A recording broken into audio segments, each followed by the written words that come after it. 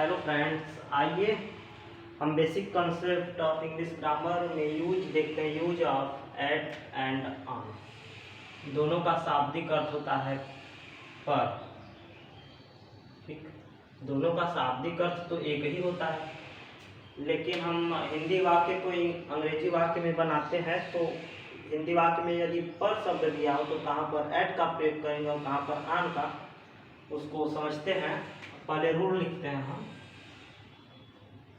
Rule क्या rule है, लिखते हैं। यदि किसी वस्तु को किसी दूसरी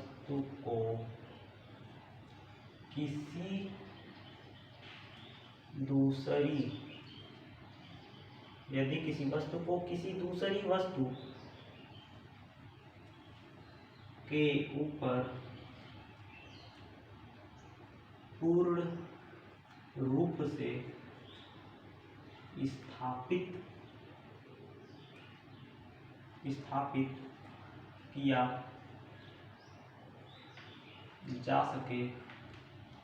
किया जा सके तो वहाँ पर ऑन का प्रयोग होता है। फिर यदि किसी वस्तु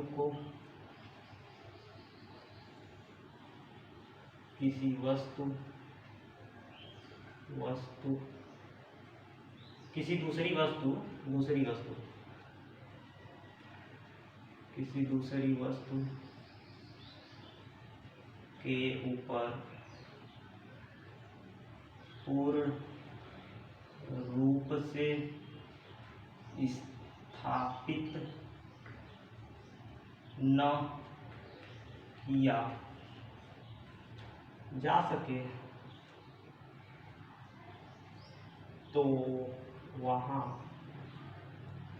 पर एट का प्रयोग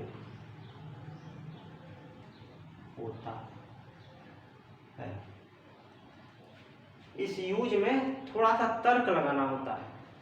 तर्क ये लगाना होता है कि यदि दो वस्तु दिए रहेंगे, कोई हिंदी वाक्य रहेगा, उसमें दो वस्तु निश्चित है, तो यदि किसी वस्तु को किसी दूसरी वस्तु के ऊपर पूर्ण रूप से स्थापित किया जा सके तो वहाँ पर ऑन का प्रयोग होगा। और यदि हिंदी वाक्य में दो वस्तु दिए हैं, यदि किसी वस्तु को किसी दूसरी वस्तु के ऊपर पूर्ण रूप से स्थापित न किया जा सके तो वहाँ पर एट का प्रयोग होता है। आइए कुछ एग्जाम्पल लेते हैं। एग्जाम्पल के द्वारा हम आपको समझाते हैं। जैसे पहला एग्जाम्पल है, रामू चाय की दुकान पर था।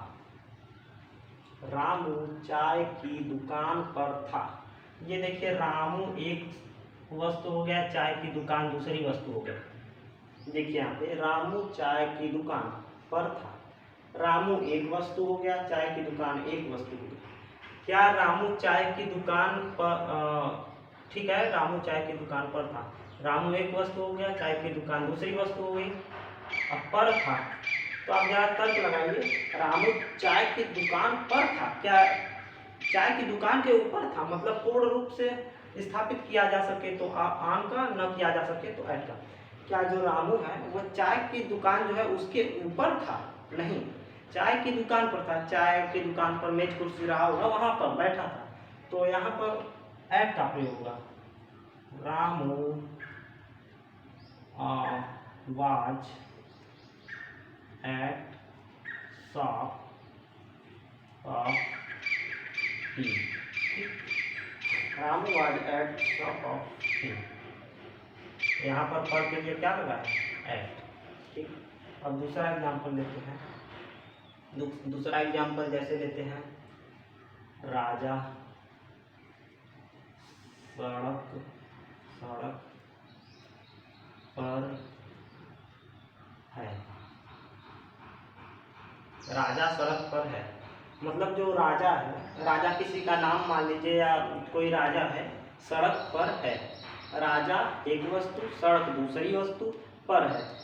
अब जरा तर्क लगाइए, राजा सड़क पर है, सड़क के ऊपर है कि सड़क के सपोर्ट में है।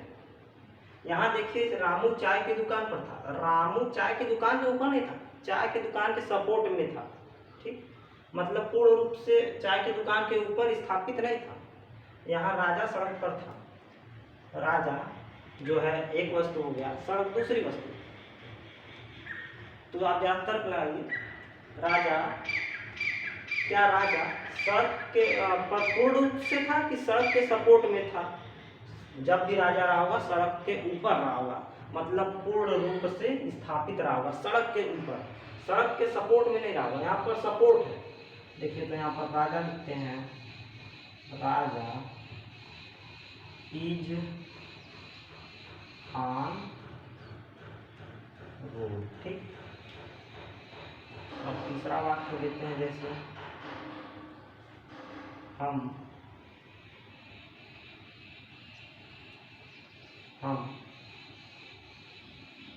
बाजार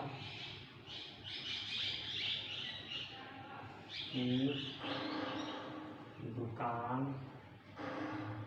पर थे। हम बाजार की दुकान पर थे। यहाँ पर देखिए, हम एक वस्तु बाजार की दुकान, दूसरी वस्तु पर थे। सेम यह वाक्य इसी तरह है।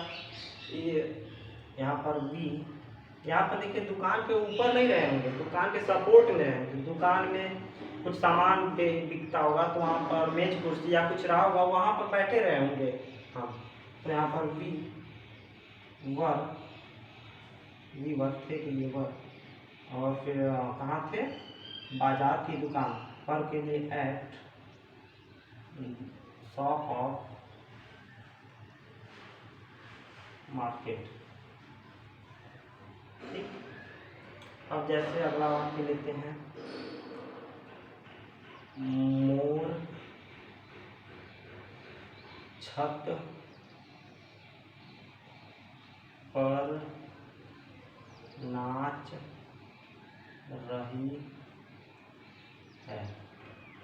ठीक, मोर छत पर नाच रही है। यहाँ पर हमको केवल पर का यूज देखना है, और हम टेंस में यहाँ पर विशेष ध्यान नहीं देंगे। टेंस कोई किसी प्रकार का भी वाक्य हो सकता है, यहाँ पर हमको केवल पर ध्यान देना है। तो यहाँ पर आन का प्रयोग हुआ है, यहाँ पर एट का। अब यहाँ पर क्या प्रयोग होगा? मोर छत पर नाच रही है। मोर छत पर नाच रही है, क्या मोर छत के बारजे पर नाच रही है? क्या मोर छत पर नाच रही है? अर्थात यहाँ पर जो मोर है वह छत पर पूर्ण रूप से है, छत पर नाच रही है, छत के सपोर्ट में नहीं है। ठीक, तो यहाँ पर आन का प्रयोग हुआ, the peacock is dancing, the peacock is dancing on the roof.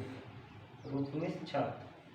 ठीक, एक आध दो एग्जाम्पल और लिख सकते हैं। अच्छा, एग्जाम्पल जैसे श्याम घर पर था। श्याम घर पर था, श्याम घर पर था। सोचिए, तर्क लगाइए, क्या घर के ऊपर था, पूर्ण रूप से स्थापित है, कि घर पर था, घर के अंदर, घर के सपोर्ट में रहा था? घर पर था मतलब घर पर कोई काम था वो कर रहा था, घर के ऊपर था। यहाँ पर श्याम घर पर था, सपोर्ट में था, इसलिए यहाँ पर एट का प्रयोग होगा। Shyam was at home. ठीक, अगला वाक्य देखते हैं,